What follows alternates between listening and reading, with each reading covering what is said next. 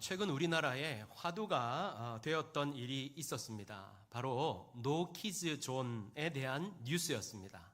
한번 화면을 보실까요? 이게 속초 어느 카페 앞에 있는 현수막이라고 하는데요. 잘 안 보이시겠지만 아이들을 금지한다, 아이들의 출입을 금지한다 해서 붙은 현수막입니다. 아이들이 카페에서 이렇게 소란스럽게 하거나 영업을 이렇게 방해한다는 이유로 아이들의 입장을 제한하는 이런 카페가 점점 늘어나고 있다라는 뉴스였습니다. 그런데 최근에는요, 내려주셔도 됩니다. 최근에는 이런 노 키즈 존뿐만 아니라 노 시니어 존도 등장을 하였습니다. 놀라시죠? 놀랍죠? 놀랍습니다. 그러니까 어떤 특정 연령대의 어른들의 이 카페 입장을 이렇게 막아버리는 거예요. 제한해버리는 거예요. 이를 두고 온라인상에서는 갑론을박이 있었던 적이 있었는데요.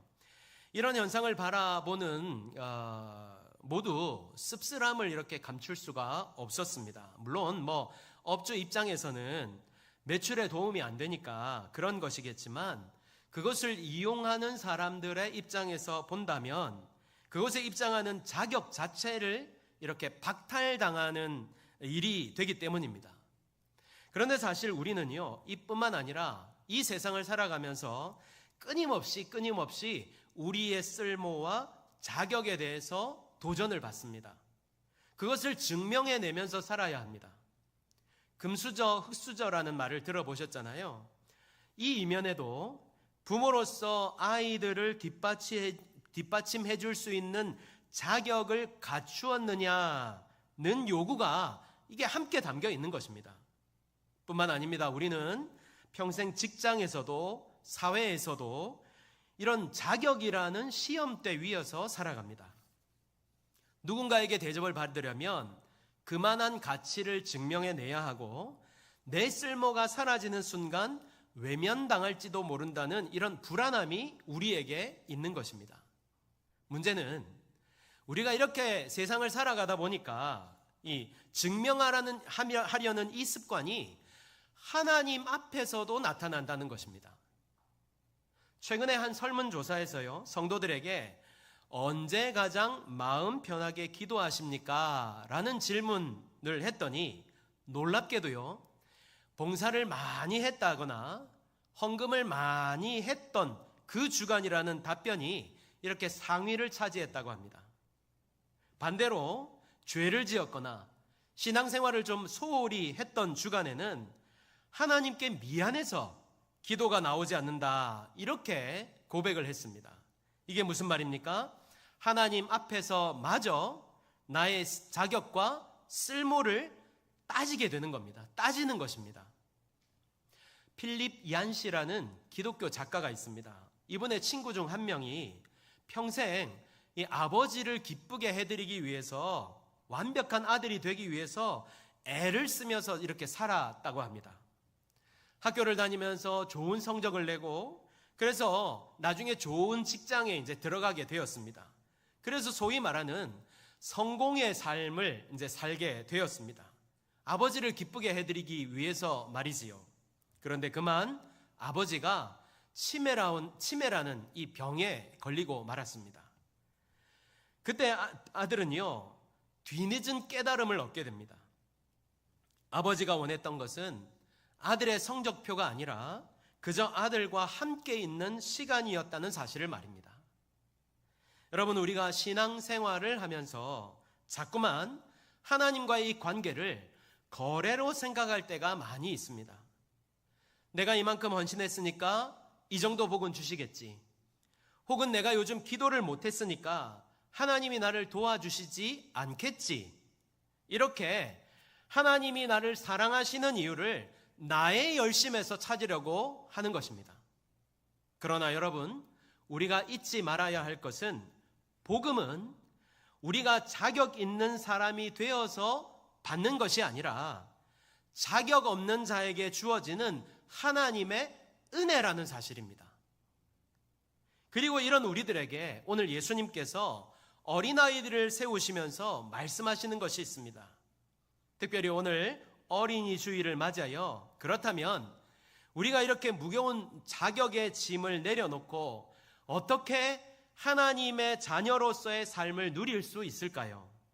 오늘 주시는 말씀을 통해서 함께 이것을 살펴보고 은혜를 나누었으면 좋겠습니다. 예수님께서 이렇게 말씀하시는 중에 사람들이 자신의 아이들을 만져주심을 바라고 예수님께 데리고 나오게 됩니다. 다시 말해서 이 아이들을 예수님께서 축복해 주시기를 바라면서 이제 아이들을 데리고 나왔던 것이죠. 그런데 이 모습을 본 제자들이 아주 격하게 반응을 하였습니다. 왜 그랬을까요? 한마디로 말하자면 이 자리가 바로 노키즈 존이었기 때문입니다. 당시 사회에서 잘 아시겠지만 아이들은요, 사회적 지위가 없는 존재, 중요하지 않는 존재로 여겨졌습니다. 여러 차례 말씀드려서 아시겠지만 여자나 아이들은 숫자에 들어가지 않았잖아요. 마치 그런 것처럼 제대로 된 취급을 받지 못했던 거죠. 그래서 제자들은 지금 예수님께서 중요한 일을 하고 계시는데 어디 감히 아이들을 데리고 나오는 거냐고 이렇게 방해를 하는 거라는 그런 시각으로 제자들이 이 일을 막았던 것입니다. 그런데 제자들의 이런 모습을 보신 예수님께서 노하셨습니다. 왜 노하셨을까요? 이렇게 말씀하십니다. 14절 하반절에 어린 아이들이 내게 오는 것을 용납하고 금하지 말라. 하나님의 나라가 이런 자의 것이니라. 이렇게 말씀하고 있어요. 제자들은 예수님께는 더 중요한 사람이 와야 된다는 생각을 갖고 있었던 거예요. 실력 있는 사람이 와야 된다고 생각했던 것입니다. 그게 예수님을 위한 길이라고 믿었던 것이지요. 하지만 예수님의 기준은 달랐습니다. 하나님의 나라는 실력을 증명하는 것이 아니라 주님의 손길이 없이는 살 수 없는 자들이 모이는 곳이었기 때문입니다. 그런데요, 여러분, 우리도 역시 마찬가지입니다. 우리는 신앙생활을 하면서 점점 어른이 되어 가지요. 신앙 연륜이 쌓이고 직분이 생기고 그러다 보니까 경험이 많아집니다. 문제는 그러다 보니 신앙도 함께 어른이 된다는 것입니다. 물론 우리는 마땅히 영적으로 성숙해져야 됩니다. 교회를 수십 년 다녔는데 여전히 신앙이 자라지 않는다면 그거야말로 문제가 아니겠습니까? 하지만 제가 지금 말씀드리는 것은요, 성숙이 아니라 능숙해지는 것을 말씀드리는 겁니다. 신앙이 깊어질수록 하나님의 은혜에 감격하기보다 내가 이만큼은 해야지, 내가 이 정도 직분이면 이만큼은 보여줘야지 라는 자기 증명에 능숙해진다는 것입니다.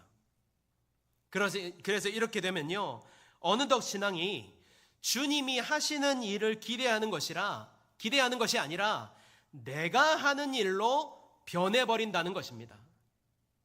이런 우리들을 향해서 주님이 어린아이를 세우시면서 말씀해 주시는 것이 있습니다. 첫 번째, 하나님의 나라는 받는 것이라는 것입니다. 하나님의 나라는 받는 것입니다. 15절을 함께 보겠습니다. 내가 진실로 너희에게 이르노니 누구든지 하나님의 나라를 어린아이와 같이 받들지 않는 자는 결단코 그곳에 들어가지 못하리라 하시고. 여러분, 여기서 중요한 단어가 하나 나오는데요, 그것은 받들다라는 단어입니다. 이 받들다라는 단어는요, 이렇게 뭔가를 이렇게 받들어 들이는 이런 게 아니라 받는다라는 것입니다. 의미입니다. 받는다. 여러분, 어린아이들의 특징이 무엇입니까? 모든 것을 부모님에게서 받습니다. 먹는 것도, 입는 것도, 보호도 전부 받는 존재입니다. 근데 이것이 하나님 나라의 원리라는 것입니다. 몇 년 전에 결식 아동들에게 무료로 식사를 제공하는 진짜 파스타 가게의 이야기가 기사화된 적이 있었는데요, 그 당시에 결식 아동들에게 무료로 구청에서 이렇게 나눠주는 꿈나무 카드라는 게 있었다고 합니다. 꿈나무 카드. 근데 그 카드에는요, 끼니당 5,000원이 입금이 됐다고 합니다. 5,000원. 그러니까 이제 5,000원이 입금이 되면 아이들이, 결식 아동들이 그 카드를 가지고 가서 어느 가게에 들어가서 밥을 먹고 카드를 끊고 이제 나오는 거죠. 그걸로 해결하는 것이죠. 이제 이 사장님이 우연히 구청에 갔다가 이 카드가 있다는 존재를 알게 됐어요. 근데 문제는 뭐냐면 현실적으로 5,000원이라는 이 돈으로 한 끼를 해결하기가 너무 힘들었고 이 가맹점도 찾기가 너무너무 힘들었다고 합니다. 그러니까 사실상 있기는 하지만 그 가게를 찾기 위해서는 너무 아이들의 그 에너지가 많이 소비됐다는 것이죠. 그래서 자신도 그때 현재 힘들게 가게를 운영하고 있었지만 나는 이걸 받으면 안 되겠다. 그리고 아이들에게 그렇다면 내가 무언가를 해줄 수 있을까? 무엇을 해줄 수 있을까? 어떻게 하면 아이들이 편하게 올 수 있을까? 라고 고민을 하다가 이제 아이들에게 이 가게를 오픈하면서 5가지 원칙을 세웠습니다. 제가 5가지를 한번 소개해 드리겠습니다. 1번, 가게에 들어올 때 쭈뼛 눈치 보면 혼난다. 모든 금액에 상관없이 먹고 싶은 거 있으면 얘기해줘. 눈치 보면 혼난다. 매주 월요일은 쉬고 주일은 5시 30분까지만 영업을 하니 미리 알고 있어라. 다 먹고 나갈 때 카드 한번 보여주고 미소 한번 보여주고 갔으면 좋겠다. 5번, 매일매일 와도 괜찮으니 부담 갖지 말고 웃으며 자주 보자. 이렇게 5가지 원칙을 세웠다고 합니다. 여러분, 이 식당에 들어온 아이들이 처음에는 얼마나 머뭇거렸겠습니까? 들어오기는 했지만 뭔가 주문을 하는 것도, 자리에 앉는 것도 부담스러웠을 것입니다. 그런데 우리가 그렇다는 것입니다. 하나님이 주신 은혜 앞에서 우리는 자꾸만 내 주머니를 뒤져서 무언가를 자꾸만 꺼내려고 합니다. 왜냐하면 그래야 내 마음이 편하니까요. 그래야 내가 무엇인가를 한 것 같으니까요. 그러나 주님은 말씀하십니다. 이사야 55장 1절입니다. 오호라, 너희 목마른 자들아 물로 나오라. 돈 없는 자도 오라. 너희는 와서 사 먹되 돈 없이 값 없이 와서 포도주와 젖을 사라. 아멘. 여러분, 우리가 구원을 어떻게 받았습니까? 구원을 어떻게 받지요? 열심히 노력해서 구원을 받습니까? 우리가 어떤 자격이 되어서 공부를 열심히 해서 자격증을 따듯 그렇게 얻는 것입니까? 아닙니다. 전적으로 은혜입니다. 은혜로 받는 것입니다. 오늘 우리를 불러주신 은혜도 역시 동일합니다. 하나님께서 우리를 이곳으로 부르셨어요. 왜요? 은혜 주시기 위해서. 우리를 만나 주시기 위해서 우리를 이곳으로 불러주신 것입니다. 그렇다면 부르심을 받은 우리는 어떻게 해야 되지요? 그 주시는 은혜를 받으면 되는 것입니다. 받기만 하면 되는 거예요. 제가 많이 어릴 때 누나와 같이 그 부산 시민극장인가 그게 이제 영화를 보러 간 적이 있었는데요. 영화를 이제 막 시작할 때 제 옆에 있던 어떤 아저씨가 저는 그때 이제 누나와 같이 갔으니까 빈손으로 이렇게 갔었거든요. 근데 이제 그 어떤 아저씨가 저한테 오징어 다리를 먹으라고 하나였든지 2개였든지 이렇게 건넸습니다. 제가 어떻게 했겠습니까? 뭘 이런 걸 다. 주시는 건 감사하겠지만 마음만 받겠습니다. 이렇게 했겠습니까? 아닙니다. 그냥 넙죽 받았습니다. 감사합니다. 이러면서 받았어요. 받아갖고 맛있게 먹었어요. 그게 이제 다 마치고 나오면서 누나가 그러대요. 야, 너는 모르는 사람이 주는 걸 그렇게 넙죽 받아보냐고. 맞습니다. 세상에서는요, 누나 말이 맞아요. 함부로 받으면 안 되지요. 염치가 있어야 됩니다. 문제는 우리가 하나님 앞에서 이 세상의 염치를 챙긴다는 것입니다. 그래서 우리는 하나님 앞에 이렇게 넙죽 받는 것을 못해요. 왜 못할까요? 우리가 신앙생활을 오래 하면 할수록 내가 무엇인가 하나님께 드릴 수 있다고 생각하기 때문입니다. 그러나 이것은 오해입니다. 우리는요, 받는 자입니다. 특히 누구처럼 받아야 된다고 말씀합니까? 어린아이처럼입니다. 어린아이는요, 눈치 없습니다. 염치 없어요. 그냥 넙죽 받습니다. 그런데 우리는 자꾸만 하나님이 주시려고 하는 것을 생각하고 판단하면서 이것은 될까? 이거 받아도 될까? 이런 생각을 합니다. 이런 우리들에게 주님은 오늘 다시 말씀하셔요. 오늘 어린아이와 같이 받으라고 말입니다. 오늘 이 자리에 계신 지금도요, 주님은 주시고자 하는데 체면 때문에, 염치 때문에, 나이 때문에, 관계 때문에, 과거의 죄 때문에 주님의 은혜를 거절하고 있는 분은 계시지 않습니까? 이 시간 그 모든 것들 다 내려놓고요, 주님이 주시고자 하는 이 은혜를 받으실 수 있는 우리 모든 성도들이 되시기를 축복합니다. 주님 지금 은혜 주시려고 여러분 부르신 거잖아요. 주님 만나 주시려고 여러분 부르신 거잖아요. 그러면 여러분이 딴 생각할 필요 없다고요. 그냥 받으시면 되는 거예요. 받으시면. 사람이 주는, 하나님 앞에서는요, 염치 없는 것도 실력입니다. 이걸 좀 기억하세요. 우리가 언제 염치 있었습니까? 하나님 앞에서. 우리 한번 생각해 보자요.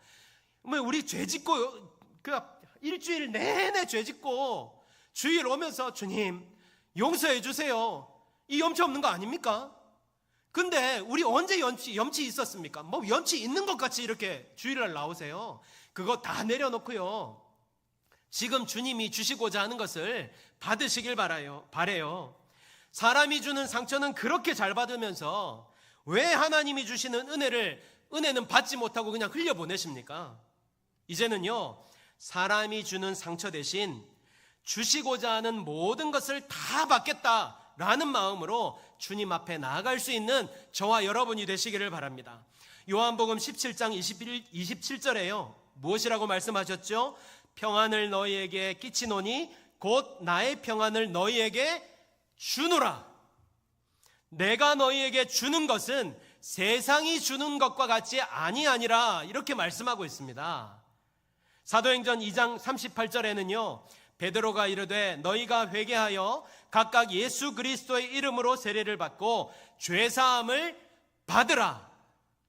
그리하면 성령의 선물을 받으리니 라고 말씀합니다. 마지막이요, 야고보서 1장 21절에 그러므로 모든 더러운 것과 넘치는 악을 내버리고 너희 영혼을 능히 구원할 바 마음에 심어진 말씀을 온유함으로 받으라. 받으시겠습니까? 아멘, 아멘. 이 외에도요, 성경에서 이 받으라는 말씀이 얼마나 많이 나오는지 모릅니다. 여러분, 이게 무슨 말일까요? 무슨 뜻일까요? 우리 주님은 지금도 우리에게 주고자 하시는 분이라는 거예요. 구원을 주기를 원하시고, 슬픔이 아닌 기쁨을 주기를 원하시고, 근심과 두려움이 아니라 평안을 주기를 원하시는 분이라는 것입니다. 우리에게 가장 좋은 것을 주시고자 하는 분이 바로 우리 예수님이라는 것입니다. 여러분, 이 사실을 꼭 믿으시고 주님이 주시는 좋은 것을 풍성히 받아 누리며 주님 안에서 살아갈 수 있는 성도들이 되시기를 예수님의 이름으로 축복합니다. 아멘. 두 번째, 우리는요, 어린아이처럼 의지해야 됩니다. 어린아이처럼 의지해야 돼요. 세계적인 줄타기 고개사 찰스 브론딘이라는 사람이 있었습니다. 이 사람이요, 1859년에 이 나이아가라 폭포 위에서 외줄을 걸고 건너가는 역사적인 도전을 하였습니다. 이 소식을 들은 정말 수많은 사람들이 그걸 보기 위해서, 지켜보기 위해서 그곳에 나와 있었어요. 관중들의 뜨거운 박수와 기대를 받으면서 등장한 그는 관중들에게 이렇게 물었습니다. 여러분, 내가 이 줄을 타고 무사히 건너갈 수 있을 거라 믿습니까? 무슨 이렇게 집회하듯이, 부흥회하듯이 믿습니까? 이러니까 사람들이요, 전부 다 환호를 하면서 믿습니다! 이러는 거예요. 네, 안 웃으시네요. 그랬다고 그래요. 네. 이 대답에 환호에 환합이라도 하듯이 그는요, 진짜로 무사히 그 외줄을 건너갔습니다. 사람들은요, 흥분한 상태로 막 다들 박수를 쳤습니다. 블론딘이요, 다시 물었습니다. 이번에는 내가 두 눈을 가리고 이 외줄을 타려고 합니다. 여러분 믿으십니까?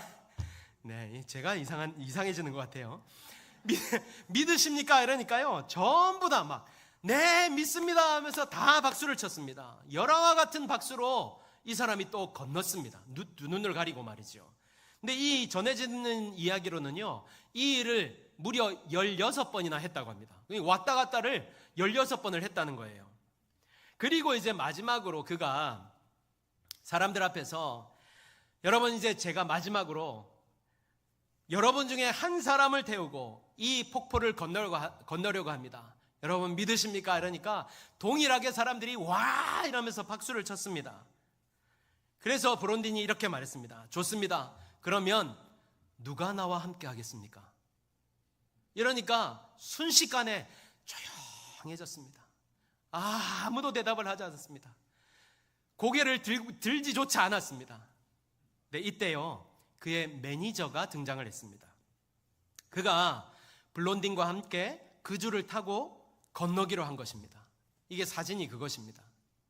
이제 업고 이렇게 이제 줄을 타고 건너는데요, 이때 블론딘이 이 매니저에게 요구를 한 것이 있었습니다. 절대 스스로 균형을 잡으려고 하지 마. 아래를 보지 말고 위를 봐.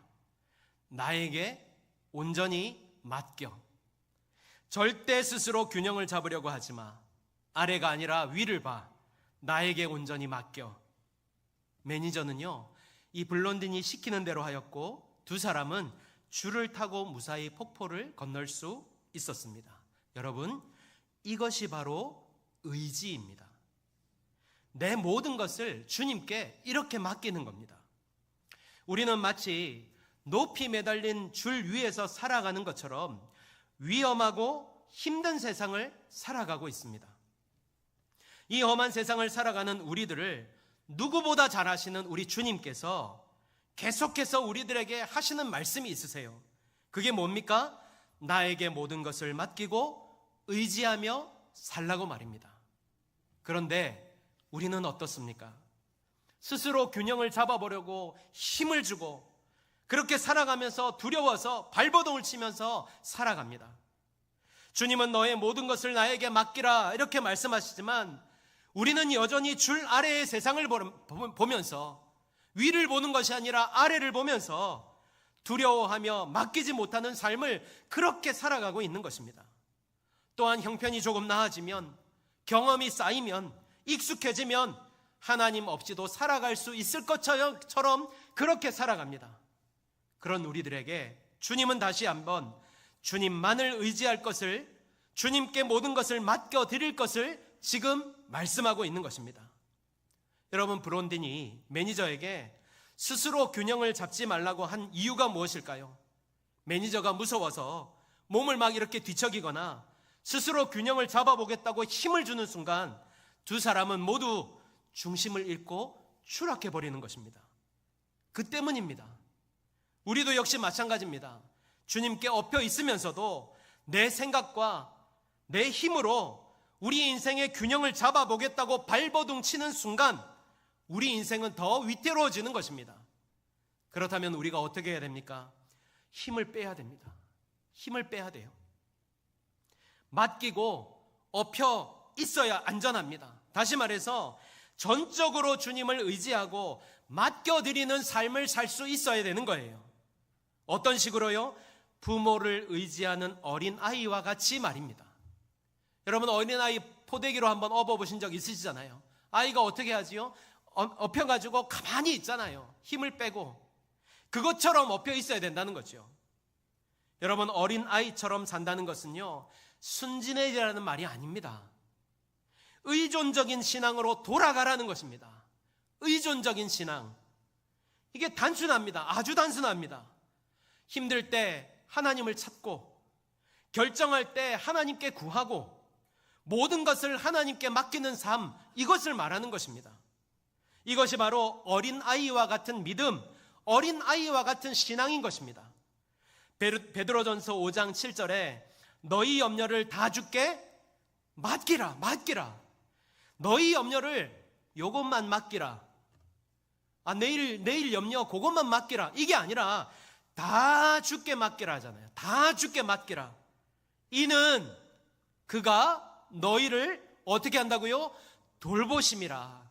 아멘. 그러므로 저와 여러분 모두가 주님께 다 맡겨드리는 이 어린아이와 같은 의지하는 신앙으로 주님의 인도하심과 보호하심, 도와주심을 날마다 경험하면서 살아갈 수 있는 성도들이 되시기를 예수님의 이름으로 축복합니다. 아멘. 말씀을 맺겠습니다. 오늘 우리는 중요한 영적 원리를 알 수 있었는데요. 그것은 천국은 어린아이와 같이 그저 받고 의지하는 자에게 주어지는 선물이라는 것입니다. 세상은 우리에게 어른이 되라고 하지요. 혼자서 해결하고 혼자서 책임지고 누구에게도 짐이 되지 않는 이 완벽한 어른이 되라고, 그것이 진정한 어른이라고 말을 합니다. 그러나 신앙은 다릅니다, 여러분. 신앙은 달라요. 신앙은 하나님 없이도 살 수 있는 어른을 말하지 않습니다. 오히려 시간이 가면 갈수록 하나님 없이는 단 1분 1초도 살 수 없는 인생이라는 사실을 고백하는 철저한 어린아이가 되어가는 과정입니다. 특별히 우리는 하나님의 자녀들이잖아요. 연세가 많으셔도 나이가 어려도 모두 하나님의 자녀들입니다. 주님 앞에서는 아직도 여전히 어린아이와 같은 자들입니다. 오늘 저희 아들이 이제 군대를 가는데 저 어떻게 군대를 갈 수 있을까? 제 마음엔 그런 생각이 듭니다. 여러분 이제 저 갈 때가 됐으니까 가지 이렇게 생각하지만 제 눈에는 어린아이 같이 보이는 거예요.